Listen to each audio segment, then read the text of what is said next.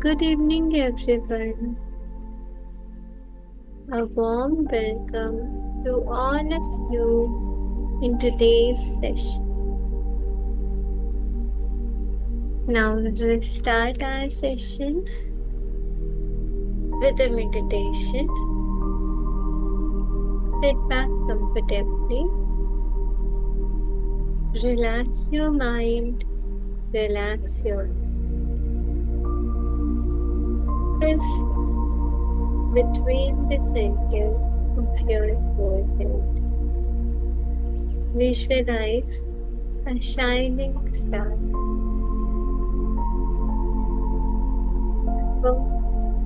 I am a child of God. God's powers, love, and blessings are a divine circle of protection around me. Feel the Supreme Soul protection, His powers, love, and blessings surrounding you. Relax. Feel the calmness and stillness.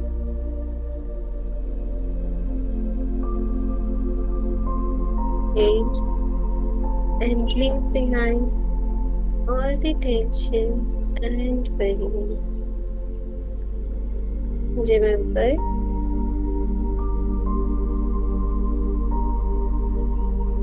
my best, and leave the rest upon God. Ref, whatever is happening with me is for my everything is perfect, whole, and complete. All is well in mind.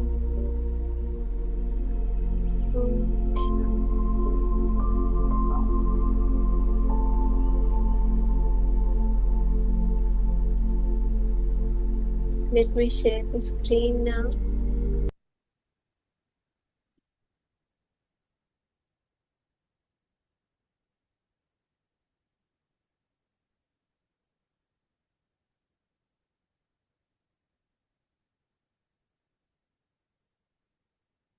I think the screen is visible to all.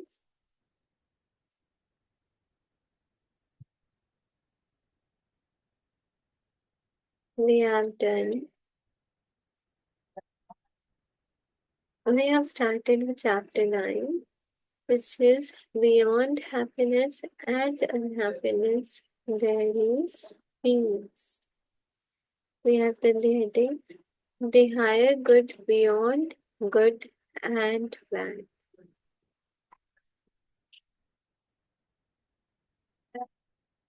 At the end of your life drama, we were doing this.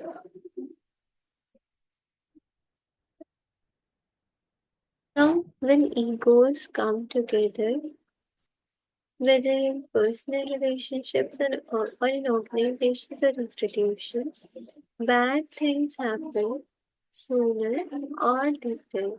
Drama of one kind or another, in the form of conflict, problems, power struggles, emotional or physical violence, and so on. This includes collective events such as war, genocide, and exploitation, all due to masked unconsciousness.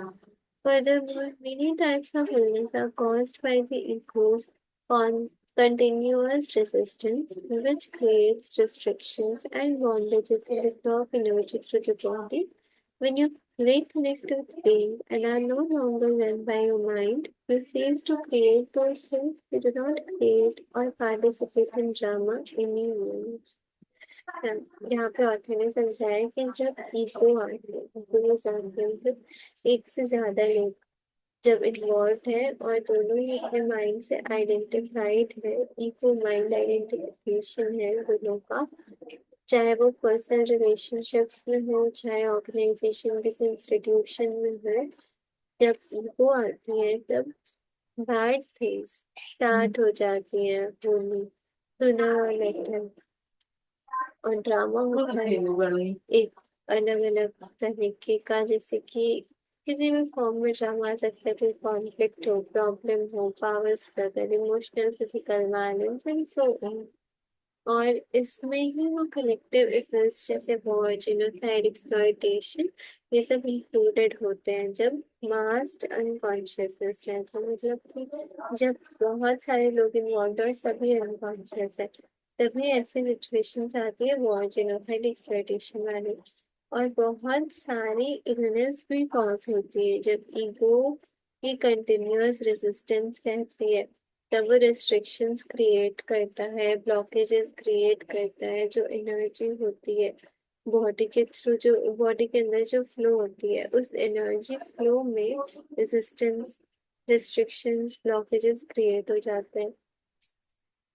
इसलिए जब हम अपने being से reconnect करते हैं और जब हम अपने माइंड से आइडेंटिफाइड नहीं होते हैं, तब फिर हम उन चीजों को वापस क्रिएट करना छोड़ देते हैं, मतलब हमसे वो चीजें फिर क्रिएट नहीं होती है, और फिर हम ना क्रिएट करते हैं ना ही पार्टिसिपेट करते हैं ड्रामा में।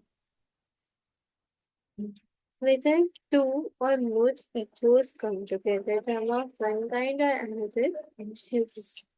जब दो या दो से ज्यादा ईगोज आती हैं तो ड्रामा होता है। But even if you live totally alone, you still create your own drama. अगर आप अकेले भी हो, तभी भी आप अपना खुद का ड्रामा क्रिएट कर सकते हो। When you feel sorry for yourself, that's drama. जब आप अपने लिए सॉरी फील करते हो तो वो भी ड्रामा ही है। When you feel guilty or anxious, that's drama. When you let the past or future obscure the present, you are creating time. Psychological drama, the stuff out of which drama is made. जब हम guilty होते हैं, anxious होते हैं, वो भी drama होता है। जब हम अपने पास्ट या फ्यूचर को अलाउ करते हैं कि हमारी प्रेजेंट को वो ऑब्सक्योर करें, तब हम टाइम, साइकोलॉजिकल टाइम क्रिएट कर रहे हैं। और ये वो टाइम है जिससे कि ड्रामा अभी क्रिएट हो जाएगा।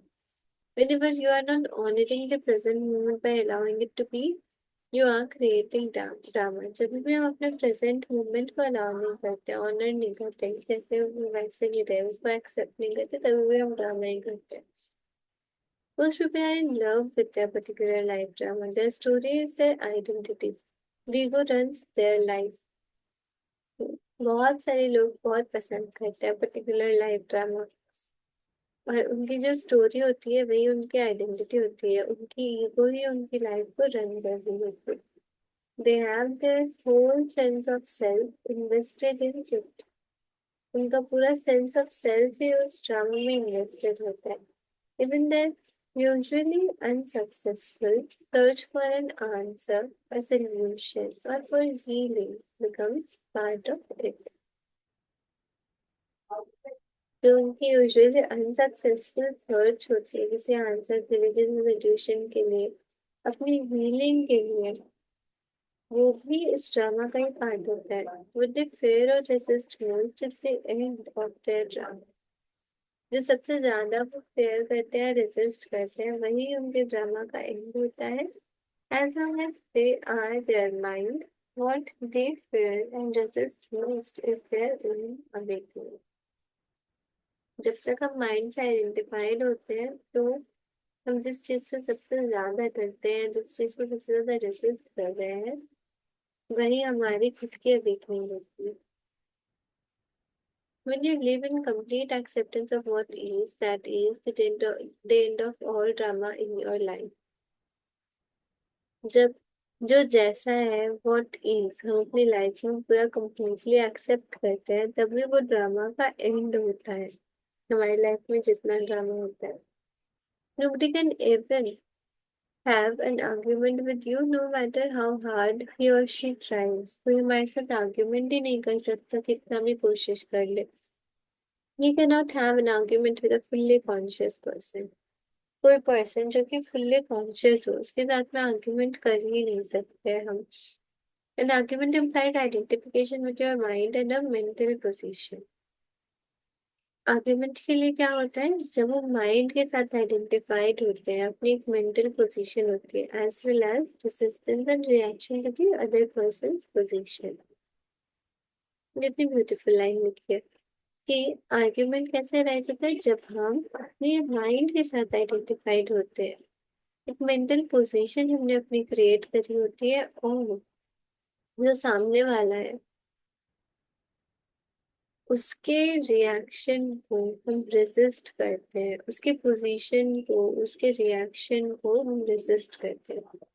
अपने माइंड के साथ खुद आइडेंटिफाइड है, अपने मेंटल पोजीशन के साथ अटैच होते हैं, अपने सामने वाले के पोजीशन को हम रेजिस्ट करते हैं, तभी आर्ग्यूमेंट अराइज होता है। The result is that the polar opposites becomes mutually energized. Result क्या है, पोलर ऑपोजिट म्यूचुअली एनर्जाइज हो जाते हैं। These are the mechanics of unconsciousness. यही मैकेनिक्स है अनकॉन्शियसनेस की, जब हम अनकॉन्शियस होते हैं, एक दूसरे के अपोजिट होते हैं, आर्ग्यूमेंट में रहते हैं, तो वो हमारा जो ऑपोजिट रहना एक दूसरे को, वही एनर्जाइज करता है उस आर्ग्यूमेंट को। You can still make your point clearly and firmly, but there will be no reactive force behind it, no defense or attack. हम अपना पॉइंट क्लियरली और फर्मली भी रख सकते हैं, और उसमें कोई रिएक्टिव फोर्स उसके पीछे नहीं होता है, कोई डिफेंस या अटैक नहीं होता, बस अपनी मेंटल पोजीशन के साथ मतलब अपने जो पॉइंट है उसको हम क्लियरली और फर्मली रखें, अपनी अपने माइंड के साथ आइडेंटिफाइड ना रहे, अपने मेंटल पोजीशन के साथ अटैच्ड ना रहे। आर्ग्यूमेंट नहीं करने का मतलब ये नहीं है कि हम अपने बात को सामने वाले तक ना पहुंचाए, बस ये ध्यान रखें कि उसमें हमारा ईगो नहीं आ रहा है, सामने वाले की पोजीशन को रेजिस्ट ना करे, अपने आप को ज्यादा सुपीरियर ना समझे, ये एक चीजें जरूरी है। So it won't turn into drama when you are fully conscious you cease to be in conflict. तब ये ड्रामा में टर्न नहीं होगा, जब हम fully conscious होंगे तब हम किसी conflict में नहीं आएंगे। No one who is at one with himself can even conceive of conflict. कोई भी इंसान जो अपने खुद के साथ एक हो, वो कभी कॉन्फ्लिक्ट कर ही नहीं सकता है। इसमें खुद के साथ एक होने का मतलब क्या हुआ कि अपनी जो बीइंग है उसके साथ हम जब एक होंगे तो हम कॉन्फ्लिक्ट में नहीं आएंगे। States oppose in miracles. This refers not only to conflict with other people, but more fundamentally to conflict within you, which ceases when there is no longer any clash between the demands and expectations of your mind and what is. ये क्या refer करता है, not only to conflict with other people, मतलब दूसरों के साथ conflict करने का ही बात नहीं है यहाँ पे, but more fundamentally to conflict within you, जो हमारे खुद के अंदर में कॉन्फ्लिक्ट चल रहा है, यहाँ पे उसकी भी बात हो रही है। Which ceases when there is no longer any clash between the demands and expectations of your mind and what is. अपने अंदर में कॉन्फ्लिक्ट कब क्रिएट होता है, जब हमारी जो डिमांड्स और एक्सपेक्टेशंस होती है, हमारी डिमांड्स और एक्सपेक्टेशंस मतलब हमारी माइंड की जो डिमांड्स होती है, माइंड की जो एक्सपेक्टेशंस होती है वो, और जो रियलिटी में व्हाट इज है, वो दोनों अगर अलग होते हैं, उसके बीच में क्लैश होता है, तभी हमारे अंदर में इनर कॉन्फ्लिक्ट होता है, तभी हम दूसरों के साथ में भी कॉन्फ्लिक्ट करते हैं, जब हमें रियलिटी में वो चीज नहीं मिलती जिसको हमने एक्सपेक्ट करा होता है। Impermanence and the cycles of life. However, as long as you are in the physical dimension and linked to the collective human psyche, physical pain, although rare, is still possible. जब तक हम अपने physical dimension और अपनी human psyche के साथ में linked होते हैं, तब फिजिकल पेन जो कि रेयर होता है पर वो भी पॉसिबल होता है, मतलब वो फिजिकली पेन होता है। This is not to be confused with suffering with mental emotional pain. इसको हमें कंफ्यूज नहीं करना है, मेंटल इमोशनल पेन के साथ कंफ्यूज नहीं करना है। और suffering is ego created and is due to resistance. हमारी जितनी सफरिंग होती है वो सब ईगो की क्रिएट करी हुई होती है, मतलब माइंड की क्रिएट की हुई होती है। और वो सब सफरिंग क्यों अराइज होती है? हमारी रेजिस्टेंस की वजह से अराइज होती है। रेजिस्टेंस किस लिए? व्हाट इज, मतलब जो प्रेजेंट मोमेंट हमें ऑफर कर रहा है उसको लेकर जब हम रेजिस्टेंस रखेंगे तभी सारी सफरिंग अराइज होगी। Also, as long as you are in this dimension, you are still subject to its cyclical nature and to the law of impermanence of all things. जब तक हम इस डायमेंशन के साथ में, इस डायमेंशन के अंदर में रहते हैं, तब हमारा एक साइक्लिकल नेचर चलते रहता है। And to the law of impermanence of all things, जो जितनी चीजें होती है वो सब इम्परमानेंट होती है। हमें पता ही है मटेरियल थिंग्स कुछ परमानेंट, टेम्पररी मटेरियल प्लेजर के लिए होता है। तो ये लॉ है of impermanence of all things, but you no longer perceive this as bad, it just is,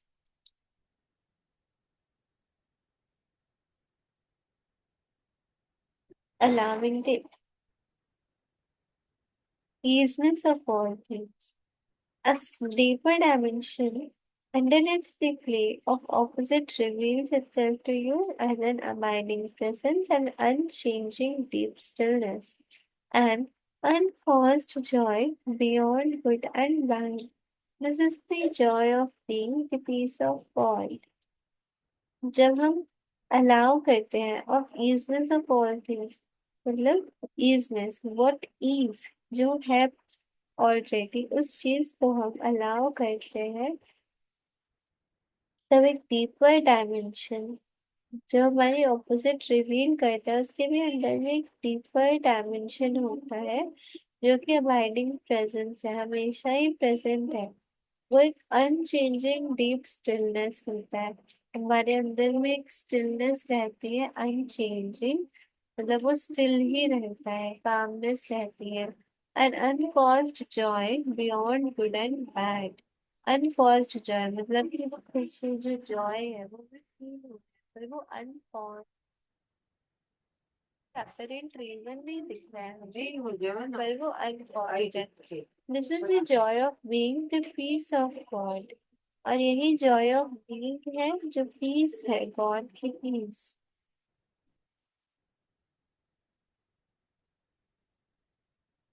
On the level of form, there is birth and death, creation and destruction, growth and dissolution of seemingly separate forms.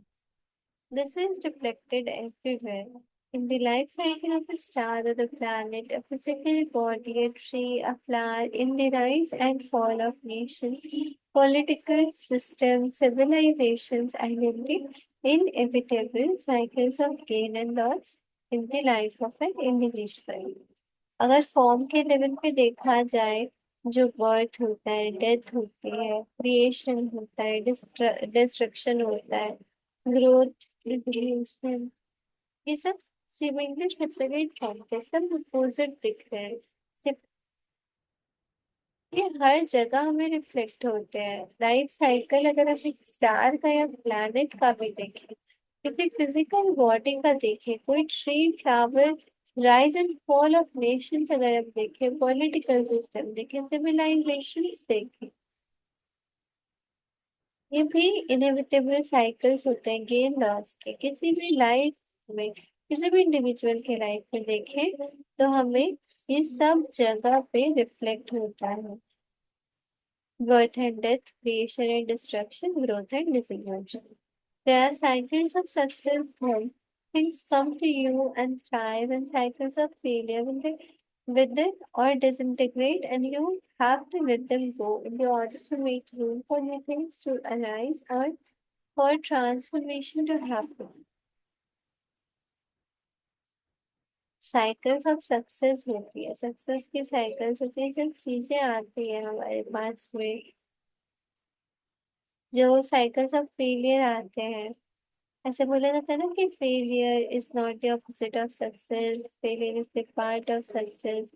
और जब भी ये विदर करता है, disintegrate करता है, जब हमें उनको लेट गो करना होता है ताकि हम नई चीजों के लिए रूम क्रिएट कर सके, जब हम ट्रांसफॉर्मेशन को अलाउ करते हैं कि वो हैपन हो, if you cling and resist at this point, at that point, means you are refusing to go with the flow of life and you will suffer.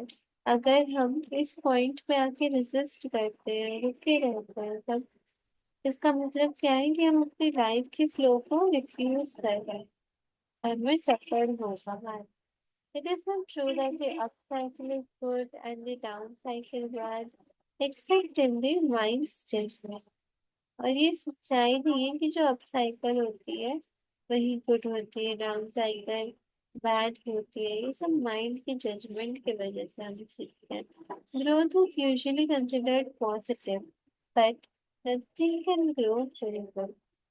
Growth को यूजुअली हम कैसे consider करते हैं, पॉजिटिव के तौर पे consider करते हैं। मतलब ये जो हमारी साइकिल है जब अप जाती है ना, ग्राफ हमारा अप जाता है, तो हम इसको पॉजिटिव की तरह कंसिडर करते हैं। पर हमें एक चीज ये ध्यान रखनी है कि कोई भी चीज हमेशा ग्रो नहीं करती रहती है। कैसे हो? टाइम बढ़िया। बहुत अच्छा डाले हैं क्या डाली? इंस्टाग्राम में भजन। डिलीट भी कर दिया मैंने तो। मैंने तो देख लिया। एक बार डाली फिर मैं व्हाट्सएप स्टेटस तो अच्छा, वो मुझे भी बहुत पसंद आया था, और इंस्टाग्राम में तो मैंने ऐसे डाल दिया था, वो गाने को बहुत। टाइम का गलती सेलिब्रेट हो गया था।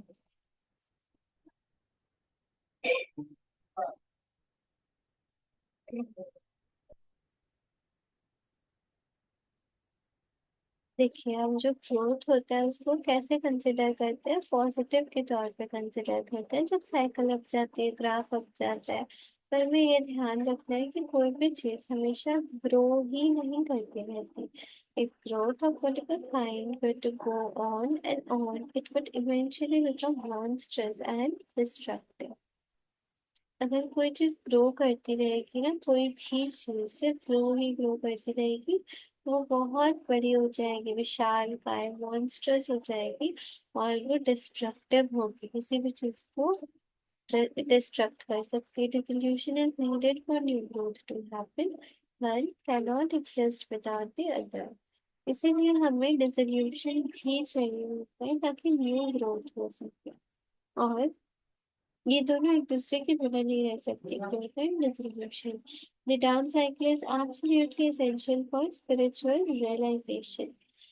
जो डाउन साइकिल आता है हमारी लाइफ में, डाउन फेज आता है, तो बहुत ही इसेंशियल होता है रियलाइजेशन कर सके, रियलाइज कर सके अपनी स्पिरिचुअल, अपनी स्पिरिट को। You must have faith, influence and level or experience in healing cause of pain to be drawn to the spiritual dimension. हम या तो ऐसे होते हैं कि बहुत ही डीपली फील करते हैं, फिर कुछ लेवल का हम एक्सपीरियंस करते हैं डीप लॉस या पेन, ऐसा कुछ एक्सपीरियंस करते हैं, तभी हम स्पिरिचुअल डायमेंशन की तरफ ड्रॉन होते हैं। और perhaps your very success becomes empty and meaningless and so fail out to be human. ऐसा भी होता है कि जो हमारी सक्सेस होती है शुरुआत में, वो एक दिन है या मीनिंगलेस है, और इसीलिए वो हमें वो सक्सेस सक्सेस की तरह नहीं बल्कि फेलियर की तरह दिखाना चाहती है। Failure lies concealed in every success and success in everything. हाँ, मतलब failure lies concealed in every success, हमारी जितनी सक्सेस होती है उसमें कंसील्ड फेलियर भी रहता है, हमारी जितनी फेलियर होती है उसमें concealed success. In this world, which is to say on the level of form, everybody fails sooner or later, and every achievement eventually comes to naught. all forms are impermanent. इस दुनिया में, इस world में कुछ भी हम कहें, किसी भी लेवल में, किसी भी फॉर्म में, हर कोई फेल करता है sooner or later. Of course, and every achievement eventually comes to naught. और जितनी हमारी अचीवमेंट होती है, टाइम आ जाता है जब वो फिर रुक जाती है और फॉर्म से इम्पॉर्टेंट है। जितनी भी फॉर्म है वो सब कुछ इम्पॉर्टेंट है।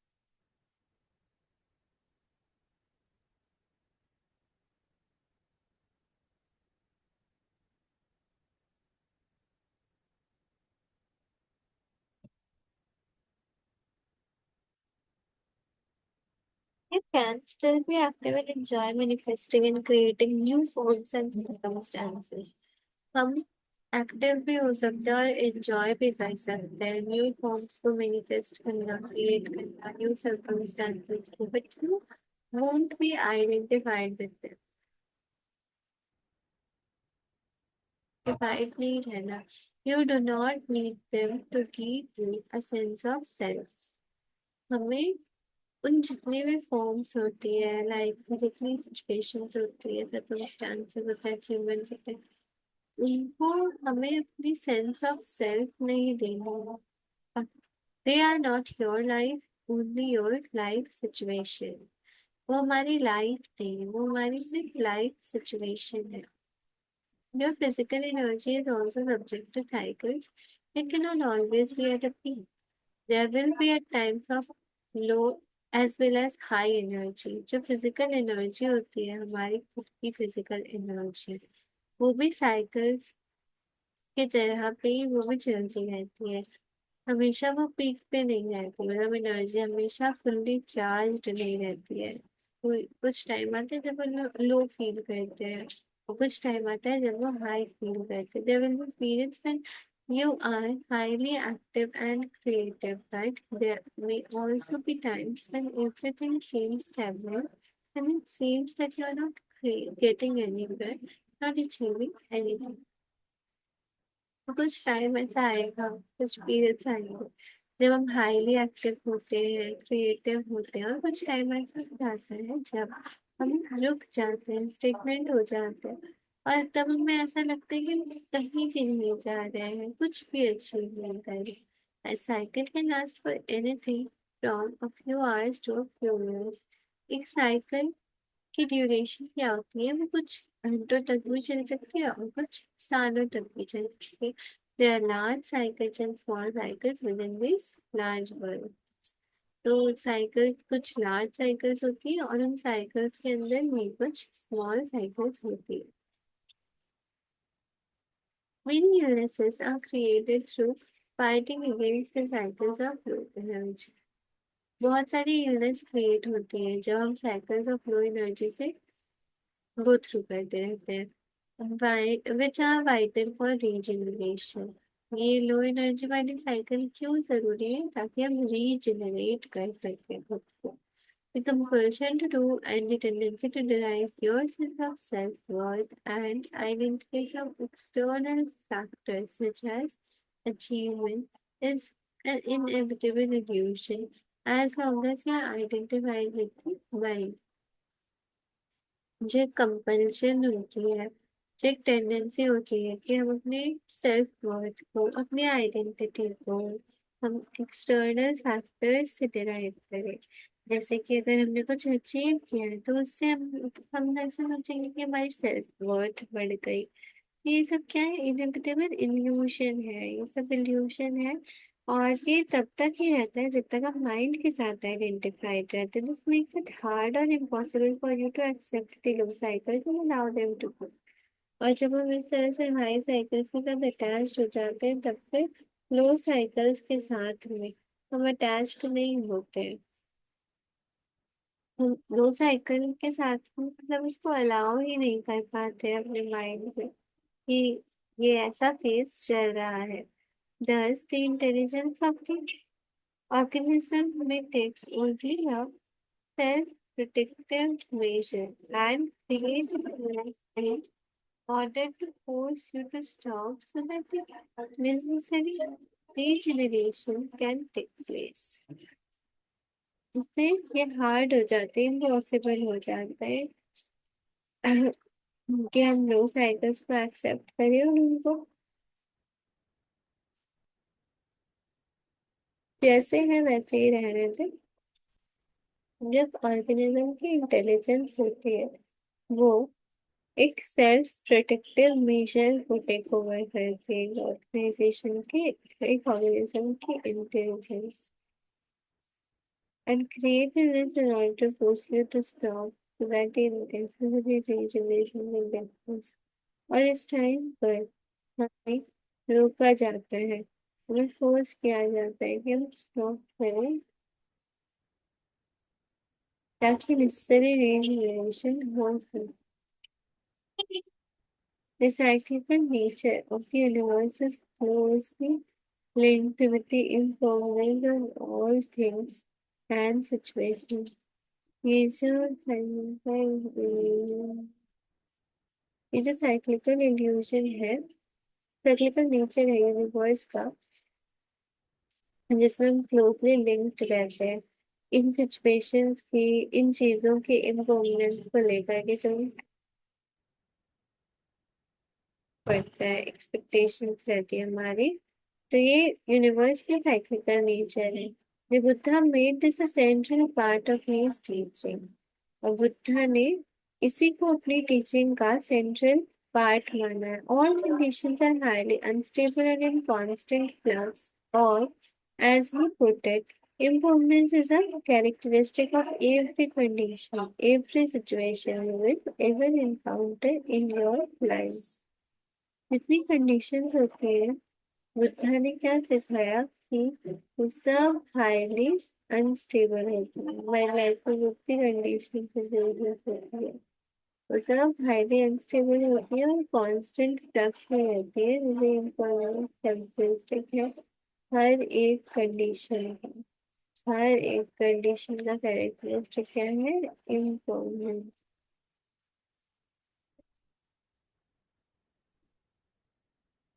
As he put it, impermanence is a characteristic of every condition, every situation you will ever encounter in your life. तो अपनी लाइफ में जितनी सिचुएशन, जितनी कंडीशंस को इनकाउंटर करेंगे,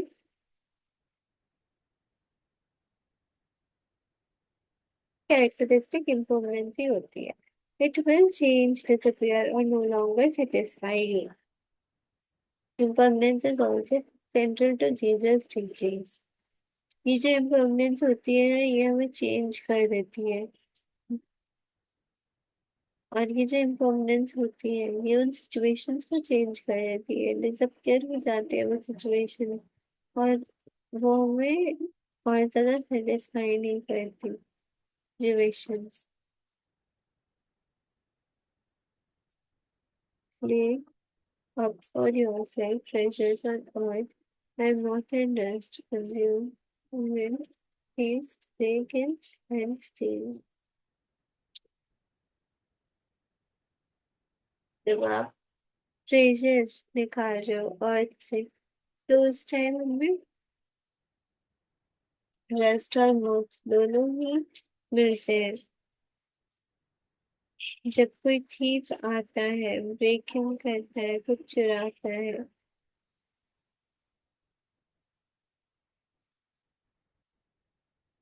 इसीलिए इस अर्थ में जो ट्रेजर्स हैं के पीछे हमें नहीं दौड़ना है। As long as the condition is judged as good by your mind, whether it be a relationship, a possession, a social role, a place, or your physical body, when it adds itself to it and identifies with it, जब तक हमारी life की कोई condition को हम जज करते हैं एज गुड, हमारा माइंड जज करता है, चाहे वो कोई रिलेशनशिप हो, पोजीशन हो, सोशल रोल हो, कोई प्लेस हो, फिजिकल बॉडी हो, तो जो माइंड होता है ना, वो अटैच कर लेता है अपने आप को और उसके साथ में फिर आइडेंटिफाई करने में। It makes you happy, makes you feel good about yourself, and it may become a part of who you are or think who you are. with nothing less in this dimension to what just consume. पर इस dimension में कुछ भी बचता नहीं है जब मौत और रस दोनों कंज्यूम करते हैं. Either it ends or it changes.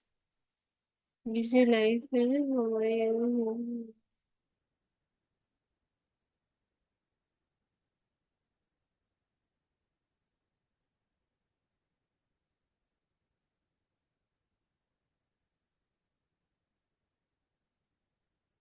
same condition that was good yesterday or last year has suddenly or gradually turned into bad.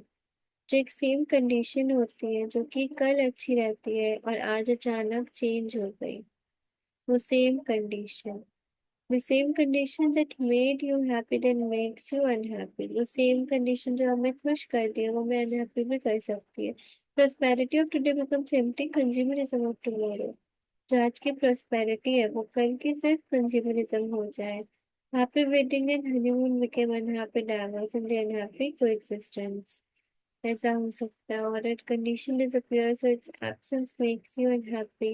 और कोई कंडीशन होती है जो अचानक चली जाती है तो उससे हम अनहैप्पी हो जाते हैं. कंडीशन और situation that the mind has attached itself to and identified with changes और disappears, the mind can not accept it. जब कोई कंडीशन और सिचुएशन हमारे माइंड की जो हमारे माइंड ने खुद को अटैच कर रखा है उसके साथ में, आइडेंटिफाई करके रखा है चेंजेस के साथ में, और डिसअपियर हो जाता है तो माइंड उसको एक्सेप्ट नहीं कर पाता है. अचानक से कुछ हो जाता है तो it will cling to the disappearing condition and resist for change.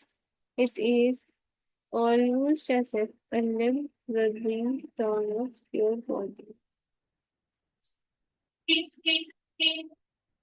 ये हमारी डिसअपियरिंग कंडीशन के साथ में रुका रहता है, रेसिस्ट करता है चेंज होने से, हमारी कंडीशन को जाने से. और ये उस तरह से है जैसे कि कोई लिम्ब है, उस उसकी बॉडी को टर्न ऑफ किया गया है.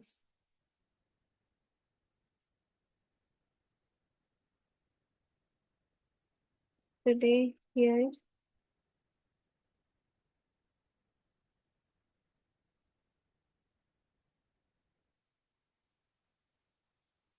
I'm sharing today's questions. Question number one: Why should we? We should not perceive failure as bad or negative? Why is it so essential to experience the down cycle for intense spiritual realization? Can you correlate this to any of your personal experiences? हमें क्यों failure को bad या negative की तरह perceive नहीं करना चाहिए? क्यों ये बहुत ज्यादा इसेंशियल होता है कि हम अपनी लाइफ में डाउन साइकिल भी एक्सपीरियंस करें ताकि हमें इंटेंस स्पिरिचुअल रियलाइजेशन हो सके? क्या आप अपनी लाइफ के किसी अपने पर्सनल एक्सपीरियंस से के साथ में कोरिलेट कर सकते हैं इन बातों को? Second question, according to the author, to offer no resistance to life is to be in a state of grace, ease and lightness. Author के अकॉर्डिंग जो एक ऑफर होता है, जब हम ऑफर करते हैं नो रेजिस्टेंस अपनी लाइफ को, मतलब लाइफ में कुछ भी हो रहा है लेकिन हम रेजिस्ट नहीं करते, उसको अलाउ करते हैं जो जैसे है वैसे ही उसको एक्सेप्ट करते हैं, तब हम एक स्टेट ऑफ ग्रेस, ईज और लाइटनेस वाले स्टेट में होते हैं. Can you suggest some baby steps that can be taken to cultivate this spirit in our practical life? क्या आप अपनी प्रैक्टिकल लाइफ में, हम सब अपनी प्रैक्टिकल लाइफ में कुछ बेबी स्टेप्स यूज करें ताकि हम इस चीज को इम्प्लीमेंट कर सके अपनी लाइफ में कि कंप्लीट एक्सेप्टेंस हो, ईज लाइट ग्रेस के साथ में हमारा स्टेट हो. इसके लिए अगर कुछ बेबी स्टेप्स हो तो वो शेयर जरूर करें. आप हमें आंसर शेयर व्हाट्सएप ग्रुप पे कर सकते हैं या फिर यहाँ पे यूट्यूब कमेंट सेक्शन में भी कर सकते हैं. Thank you everyone.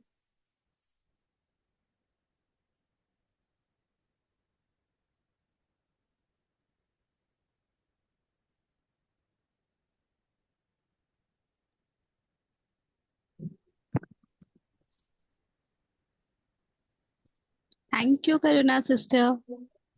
Thank you, Ritu sister, for joining.